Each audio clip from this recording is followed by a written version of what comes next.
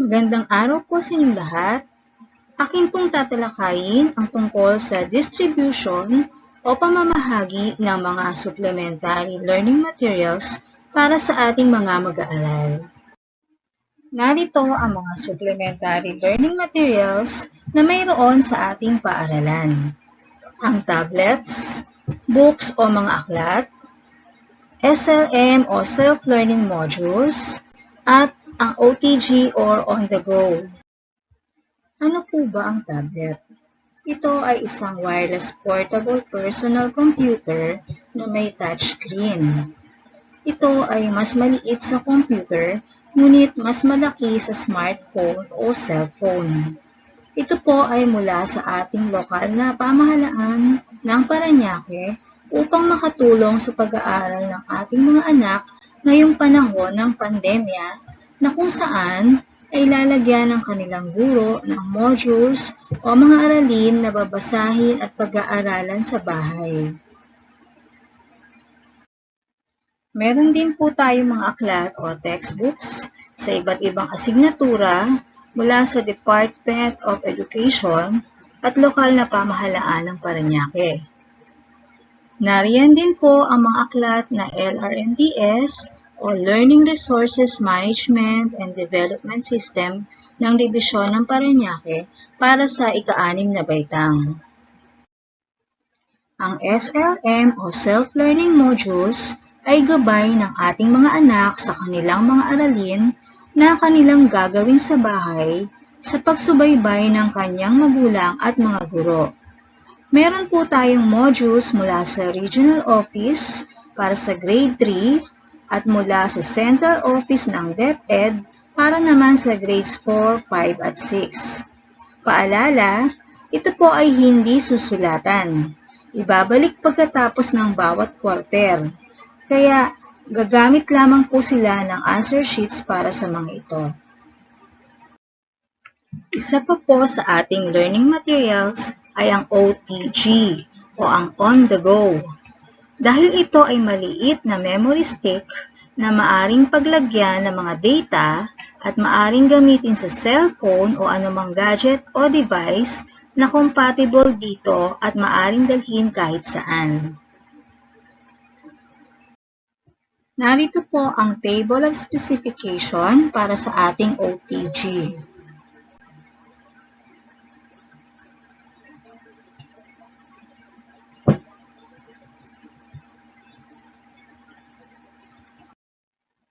Atin naman pong talakayin ang kasunduan sa paggamit ng tablet at OTG o Understanding of Agreement on Utilization of Tablets and OTG.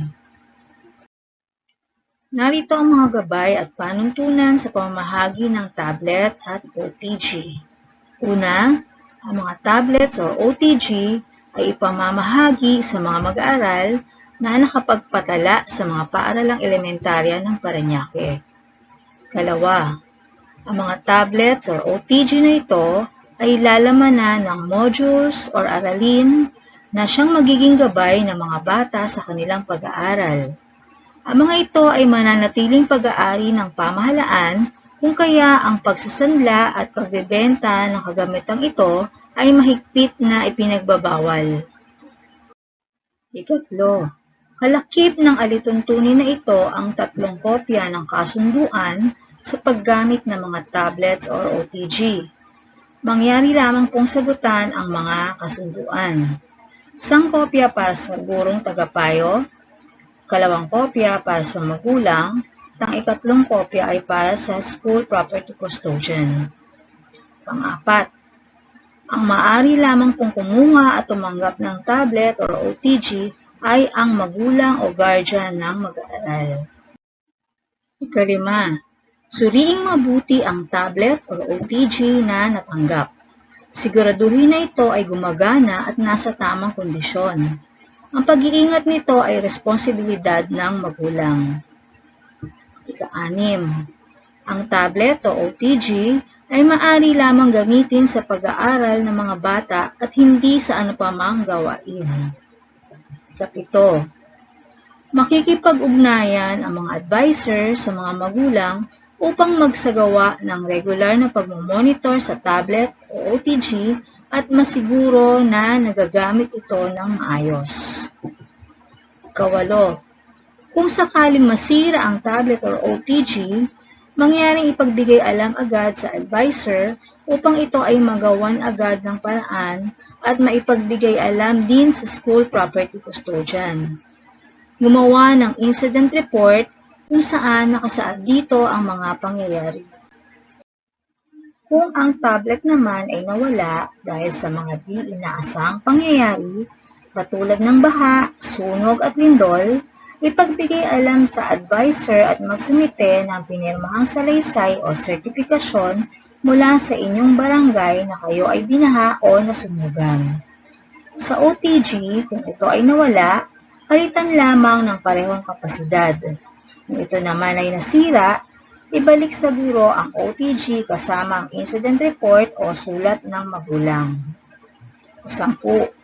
Bago matapos ang taong panuruan 2022-2023, ang tablet kasama ang charger, connector, at OTG ay kailangang maisauli sa advisor.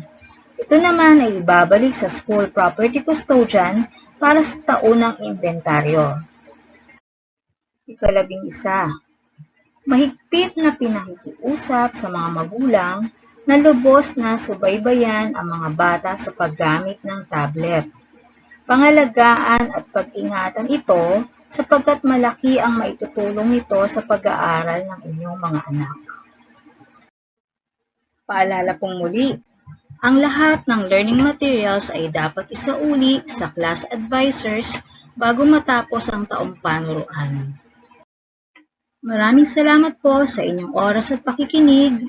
Ito po si Ginang Mary Ann Argelies at magandang araw po muli sa inyong lahat.